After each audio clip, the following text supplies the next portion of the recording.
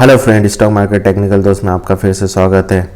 कल नैस्डैक की closing 2.7% down, मतलब 481 पॉइंट डाउन क्लोजिंग हुई है। और डाउ की क्लोजिंग 1.69%, 715 पॉइंट डाउ जोन्स गिरा है। इतनी ज़बरदस्त सेलिंग हुई है कल डाउ जोन्स और नैस्डैक में। क्या हमारे यहाँ FIS को इसका पहले से पता था? जिस हिसाब से फ्राइडे को FIS ने कैश मार्केट में 4,353 करोड़ रुपए की बिकवाली करी है।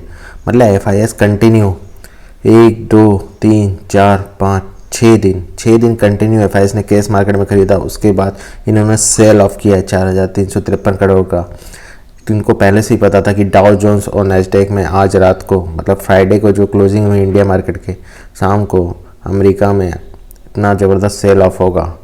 और सेल ऑफ का रीज़न हमको पता है क्या है। सेल ऑफ का रीज़न है वहाँ का जो PCE, personal consumption expenditure index, personal consumption expenditure index, जो मतलब एक कोर इन्फ्लेशन के बाद प्राइस दिखाता है, मतलब कि वहाँ की महंगाई बढ़ रही है कि घट रही है।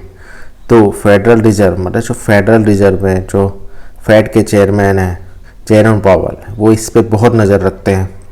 जो 2.7 से 2.8%, मतलब 0.1% बढ़ के आया है ईयर बाय ईयर, मतलब जो फरवरी का डाटा है। और मंथ बाय भी 0.1% बढ़ के आया है। Meanwhile consumption spending increase 0.1%, slightly below the anticipated, मतलब जो एक्सपेंडिंग है, मीनवाइल कंजम्पशन स्पेंडिंग जो खर्चा है वो कम होके आया है और महंगाई बढ़ के आई है।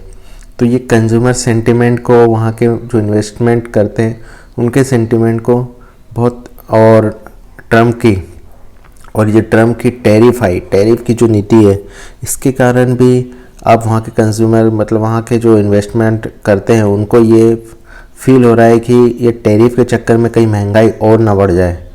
और ट्रम्प का जो रुख है कड़क, वो 2 अप्रैल के बाद तो क्लियर हो जाएगा कि कितना लगा रहे हैं। लेकिन कहीं ये टैरिफ नीति के कारण US ना महंगाई के, मतलब इन्फ्लेशन के भूत ना फिर से ना आ जाए। जो अभी जो डाटा बता रहा है कि 1993 में जो महंगाई थी वो अब उस डाटा के बराबर हो गई है। मतलब 1993 का जो महंगाई का डर था वो 2025 में सेम उस लेवल पे पहुंच गया है। तो ये वहाँ के सेंटिमेंट को, जो ग्लोबल मार्केट के सेंटिमेंट के, US मार्केट के सेंटिमेंट को बिगाड़ रहा है। और इसके कारण इंडियन मार्केट भी कहीं डाउन पे ना आ जाए। और इसलिए FIS की जो सेलिंग हुई है ये उसी डर को दिखा रही है कि FIS तो अब हमको हमारा मार्केट में थोड़ा संभल के ट्रेड करना है।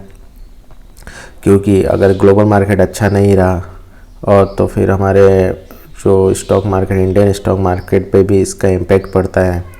क्योंकि अगर FIS नहीं अभी संभाला है, जो हमारी 4-5 महीने से जो हमारा मार्केट गिर रहा था, FIS ने भी बीच में मार्च में ख़रीदारी करी, जिसके कारण हम पॉजिटिव। इसलिए हमारे मार्केट में FIS का बहुत बड़ा रोल है। तो FIS के जो डाटा बता रहा है उसके हिसाब से तो अभी इन्होंने बिकवाली करी है। अब देखते हैं 2 अप्रैल और 2 अप्रैल के बाद इनका क्या रुख रहता है। वो डिसाइड करेगा कि हमको हमारे मार्केट में कौन से स्टॉक खरीदना है, या रुकना है, या वेट करना है कि कहीं हम गलत एंट्री ना ले लें। चाहे हम इंडेक्स में रहें, चाहे स्टॉक में रहें, अब हमको सोच समझ के अपना इन्वेस्टमेंट करना है। तो अभी कोई भी स्टॉक में तुरंत डिसीजन मत लीजिए। थोड़ा सा एनालिसिस करिए कि मार्केट पे ग्लोबल की टैरिफ नीति का उस स्टॉक पे क्या इम्पैक्ट पड़ता है, फिर आगे का डिसाइड करिए। अगर आपको मेरा वीडियो अच्छा लगा हो तो मेरे चैनल को सब्सक्राइब कीजिए, लाइक कीजिए। मिलते हैं नेक्स्ट वीडियो में। Thank you friends.